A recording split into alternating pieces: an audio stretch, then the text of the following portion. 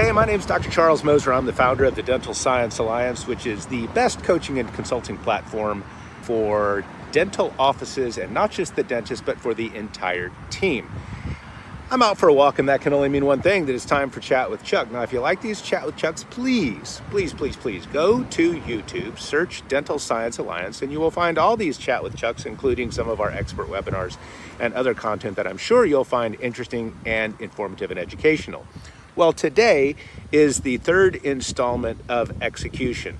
So we started talking about execution and why it's so important over strategy, because anybody can strategize. Strategy is actually fairly easy. The rubber hits the road when it comes time to execute. And we're working on the 4 disciplines of execution, the first of which is focus, the second of which is work on lead measures, not lag measures.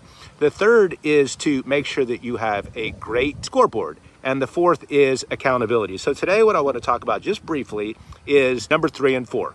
Scoreboards, not scorecards, scoreboards. Think of a sporting event. As a fan, when you walk into a sporting event and you look up at the scoreboard, what are the 2 biggest numbers that are there?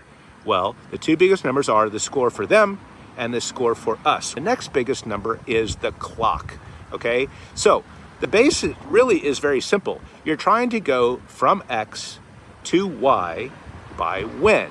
And if you know those 3 things and you put them on a scoreboard, then very quickly you and your team can walk in and see, are you winning the game or losing the game? And believe it or not, winning and losing both can increase engagement for your team if you use it the right way. So make sure you have a scoreboard. Now, I like to keep track of my calories, and I thought that I made a scoreboard, but really what I made was a scorecard, because a scoreboard for losing weight would simply be calories in, calories burned, net calories at the end of the day against your goal, and that's it, win or lose, right? But what I did was calories for breakfast, calories for lunch, calories for dinner, calories for snacks, calories burned in exercise, adjusted for calories actually burnt that goes on the scoreboard. So I did not create a scoreboard, I created a scorecard. And lastly, I want to talk about accountability measures, which is the 4th discipline for execution. If people are not held accountable for the things that they're supposed to be doing, well, then winning and losing is going to be pretty much a crapshoot. So accountability in this regard is as simple as bringing the team together for 20 minutes and talking about, did you or did you not do the things that you committed to doing for that period of time, which should be probably a week, that puts you on track to achieve the lead measures, which are the levers that will move the lag measure. Okay, so let's keep it in the whole weight loss thing. Now, my accountability is on a daily basis. It's very simple for me to look at my scoreboard, and it's not an app. This is a piece of paper I'm looking at. It sits in front of me all day long.